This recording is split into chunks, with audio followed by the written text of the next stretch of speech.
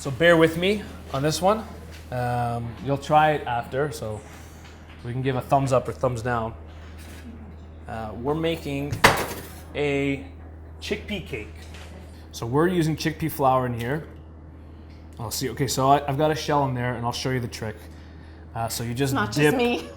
You dip the half of the shell in there and scoop it right out. It'll fall like right in there. Easier than your fingers. And we're gonna use actually one more egg in here. Yeah. So we do our wet and our dry ingredients separately.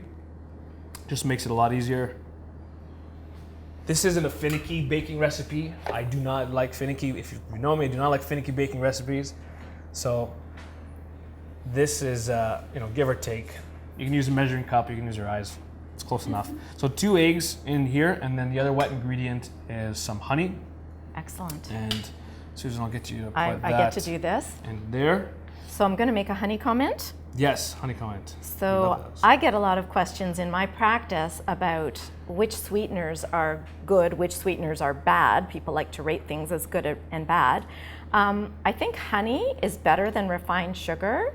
There's a lower glycemic index. Perhaps you've heard of that. That means it doesn't cause blood sugar spikes as much as refined sugar. So I like honey. And what's another good one? And we love using it Is it in the kitchen. maple syrup? Maple syrup. I love that. Maple syrup. So if you didn't want honey, or let's say you have some maple syrup, you can definitely swap it out, put some maple syrup in there. So I'll get you to whisk the eggs and the honey. And for the dry ingredients, we have 1 cup of chickpea flour. Now you can use regular flour if you just have regular flour. Try to go for something a little more nutritionally dense, so maybe like a whole wheat flour. But look out for the chickpea flour. Again, they have them in most stores. It's pretty cheap. Of citrus fruits, they're great for whole spices. They're great for mincing garlic, for ginger. Like it's such a great multi-purpose tool. And especially if your knife skills aren't the greatest, it's a good one to have. So we're gonna move just the very outside of that lemon. Just get all those essential oils in there. I've never been this close to the cooking aspect. I've been in the audience before, but you can smell everything. It's fantastic. Oh, It'll hit lemon. Susan first, but then it'll slowly make its way to the back. There we go. The push helps. Yes. I'll give a little help.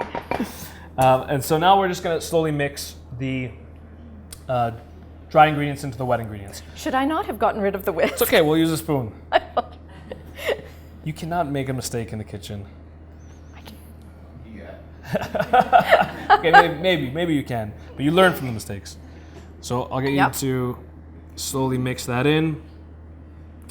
And just do a little bit at a time. It helps to have someone with you in the kitchen. If not, you can just do it yourself. It's pretty easy. And then we'll add the rest of that. I'm kind of rushing this here. That's okay. So pretty straightforward, right? We can manage this. Okay, so that's what it looks like. Pretty simple. It's like a thick batter. We're gonna put it into, this is just a round baking pan, but even if you have like square baking pans, doesn't really matter. You just want it about 1 to 1.5 inches high, because the egg will actually end up in the baking powder will help to let it rise. So we're gonna put this in here, and now to top it, that's where you can use anything. Looks great. Yeah, try to go with the season, right? So we have, I think it's probably the tail end of spring strawberries, which were beautiful, like really, really tasty this year. Now we have some cherries, and this will slowly make its way around. Okay. One thing you can look up if you're online is Foodland Ontario. Are you familiar with Foodland Ontario? And they have a seasonal guide on their website. That's something that you might find useful if you want to buy local. They'll tell you what's ripe in any given month in the province of Ontario. Absolutely. We have a guide as well. You can pick up off of there. We got often it written down. That needs some updating. That was more spring focused, but yeah, anything that's nice and seasonal. Cherries. You can use peaches when peaches are really nice. this is perfect for any fruit. So this is gonna slowly make its way down. Sesame seeds, I'm just gonna rush this. So sesame seeds on top. Put the cherries in there. You can make it as symmetrical as you want, or just go crazy. And this is gonna go into the oven 350 degrees for about 20 minutes or so.